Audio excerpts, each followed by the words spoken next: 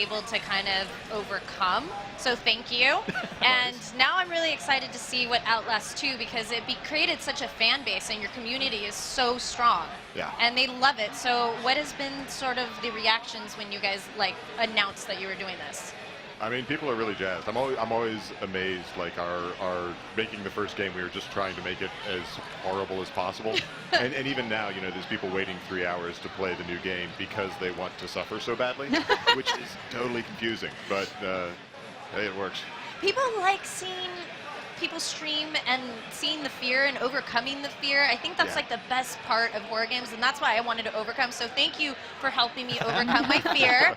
Now I have to get another diaper change to do this Outlast 2, but I'm really excited to see what you guys. So tell us about. Us watching people playing the game is kind of great too. Like it lets us see what works and what people like and what people are reacting to. So what are we like looking at now? The character just walked in the village. So he's trying to find his wife, and he doesn't know yet what the people who are living there, what's happening, and obviously something went wrong. It's not like it's a peaceful place, so he's just like knocking on doors and trying to find somebody to help him out. And this is in-game footage, correct? Yes. And so we're looking at a very clean user interface, and I know that in the past you very limited what the character can do. So what can we do in this game, and what can't we do? It's still all about immersion. So mechanics are only there to create an emotion, create a sense of being in that environment, make it feel real. So Wow, it's not what I would call a a gameplay-centric game. It's more like an experience. Right, that makes a lot of sense. And that experience, you said, is horrible. You want to show these people just abject terror. So I'm curious to know, as someone who has worked in this genre so much, you know, what is the science of enjoying terror? Like, how when you're making this game are you like, this is terrifying and it hurts and I hate it, but that's good? You know, where do you find that balance? It's like a crazy interesting question that like applies to so much horror, and it's so hard to dial down on. I mean, like my favorite book about it, there's a book called Men, Women, and Chainsaws that's about sort of gender, sadism, and masochism and the experience of watching a movie. That's amazing. For this especially, like it is the way that Phil and the level designers treat the actual creation of the fear does feel very scientific, and a lot of it is about like pulling back and holding back and withdrawing and like letting the tension build. But why people want to do it? I mean, I think fear is necessary for us, right? Like it's something that we need to experience. Makes you feel alive. Yes, yes, sweating, pulsating. Yeah, I love it. And I know this character, we're seeing his view through a camcorder right now. So this is him filming what he's experiencing, right? At the same time, yes. Yes. So and you know, he's looking through the village, he's trying to find out what happened. Are there any other pieces of the plot you can tell us to set the scene? I mean, the other thing that we know is that this Jane Doe who was murdered, she was found wandering on the side of a road about 8 months pregnant and barefoot. You know, she's obviously from some backwoods place, and they've taken her to a hospital. And she, by the official record, strangled herself to death in the hospital. So that seems very difficult to do. Yeah, a little dubious. Yeah. It's getting more like evil, and I like it. Yes, yes. And so our main character, Blake, and his wife are investigative journalists who haven't bought that story, and now they're trying to find out what happened. Gotcha. And he becomes separated from his wife. You're saying she's looking for her. That's terrifying. I like to be buddies when I'm walking through a creepy wood with with crosses. I would rather have my husband there. See, that would be comfortable and pleasurable. Right. And that's not that would be fun. That's not us. I can see that. Yeah. Well, tell us a little bit about the comic book you mentioned that's going to bridge the two. Yeah, have you ever announced that before? No, I'm doing it right now. Yeah! Twitch exclusive! Yeah, I've written a bunch of issues of the comic that we're now having the pictures drawn and made pretty. Cool. And it's going to serve as a way to kind of, because there is like, there's our pirate dead babies. Oh, goodness. Keeping it classy. Goodness. But I mean, so it is a very sort of basic presentation when you're inside of the game, right? Like there's a lot of dialogue and stuff, but it's not that narrative unless you're actually reading all the emails and stuff. And with the comic, we sort of wanted to show how the narrative from the first one is going to lead to this one and what's going on in the world about. Cool. Yeah. So one of my favorite things that I loved about the first one was the sound and the music. I feel like that is the pinnacle of what can make or break a game, and I've said it multiple times, but especially in horror, because that it starts messing with your cerebral, right? You start really kind of feeling it. Have you guys done anything for this one particularly this time around? Well, the composer is the same as the first game. He's back. Okay. The genre of music we're going for is a little bit different. The first one was more like classical music. Sure. This time it's more make you feel a little more like maybe True Detective, if you remember this. Yeah. So very early analog instruments, but nice it's still Americana. Yeah. Still trying, to create that feeling of uneasiness. Yes. But it's like you mentioned, it's really hard because sound usually comes in at the end. But because it is essential for the experience, it makes you feel like for a long time that it's just not working. The game is not working until the sound is there, and but then the sound comes at the end. So it's kind of a leap of faith. But our sound designer, awesome. Francis Bruce, is like amazing. Like he does great stuff, and he's been spending a lot of time like in old barns with binaural microphones, kind of creeping Imagine that's your job. You have to research and you have to go to old bars. It makes more sense than my job. Yeah, right? Like recently, it was like, okay, we should have more bone crunching. That's awesome. I was wondering, I know sound designers use a lot of really creative things to create those sounds. Do you happen to know of any kind of funny anecdotes or crazy things that he's done and created? I know sometimes he leaves for a few days and goes to a chalet in the woods to record his stuff. I have no idea what happens there, but he comes back with sound. Wow. Chalet sounds fancy in French. He means shack. A shack in the woods to record sound. Yeah. Oh man, that sounds good. Well, here at Twitch, we're particularly interested in watching people play video games. And as Paolo mentioned, this is something that it's really fun to watch someone also be scared. What do you think about the streaming experience? What do you think streamers might enjoy about this game? It's something that, when we started working on the first game, we didn't know much about this whole thing going on. And we just went along with it, and it's been amazing. So many people know about Outlast even if they've never played it. So it's really awesome for brand recognition. Yeah. And who knows, maybe someday there will be an actual movie. Yeah. That would be fun. Who knows, he says, after a Twitch exclusive. So, I mean, as an investigative journalist, now that I'm in Outlast, maybe we can sniff something out there, Paolo. Yeah. I like the idea of a horror movie. We can never get enough. So this is. I just like that there's a more generalized concentration in horror games, and I feel like, have you guys considered this in a VR setting? We're always looking at it. It's just a matter of time. We're a small team. We're 18 people, so we couldn't work on 2 projects at the same time. Of course. So for now, we're focusing on Outlast 2. But once it's out, a lot of people are asking for an Outlast VR experience. So I'm sure at some point it's going to come. Sorry, we're just dropping all these maybe exclusives. So I saw the battery run out on the camcorder, and now I see pitch black. Is that something that happens to us if we run out of batteries? We can't see anymore? Well, currently it's because you're hiding in a barrel. Oh, so okay. You put down the camera to keep the batteries, but there's a little holes in the barrel, so you can see flashlights of the villagers from time to time. So creepy. Cool. I think pretty soon he's gonna just sneak out of the barrel just to take a look. Yeah. If people are still around. Did you guys mess with any of the mechanics of how fast you're able to respond to things? And because I know in the first one it was, you guys probably were so surprised how fast people just were drawn to it. Did you guys take a lot of community notes on what you want to change? Yeah, we read pretty much everything.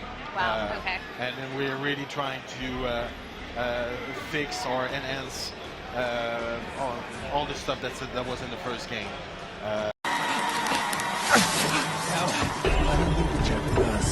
Power very wroth against us.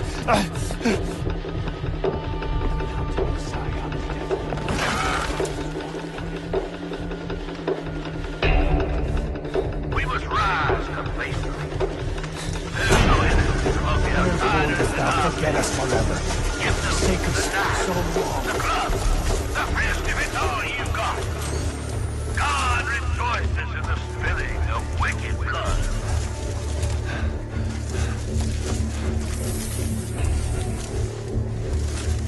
Lynn!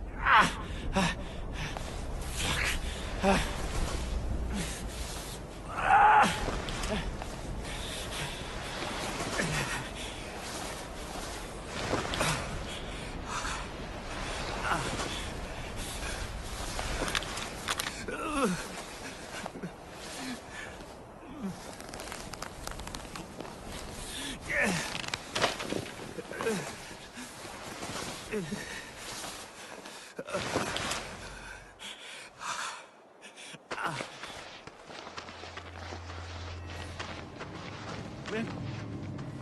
Lynn! Lynn! Lynn!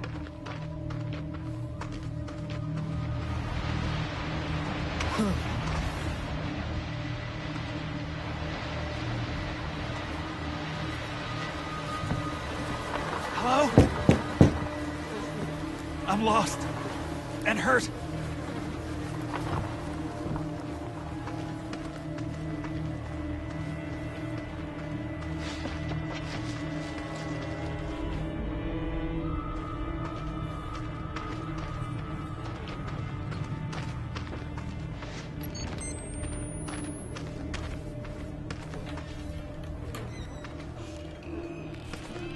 Is anybody there?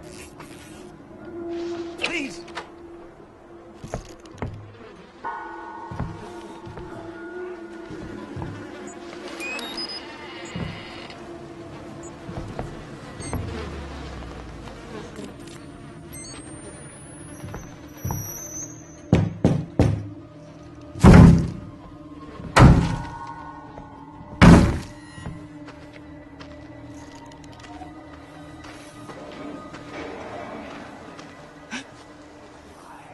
Who's...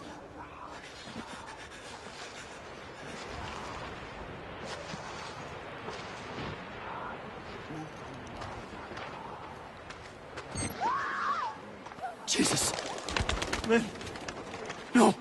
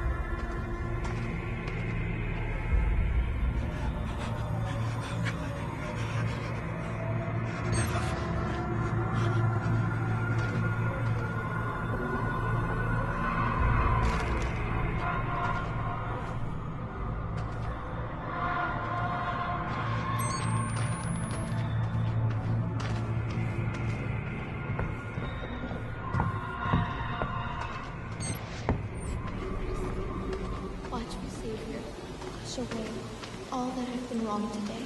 Help me every day to be gentle, gentle, more like thee.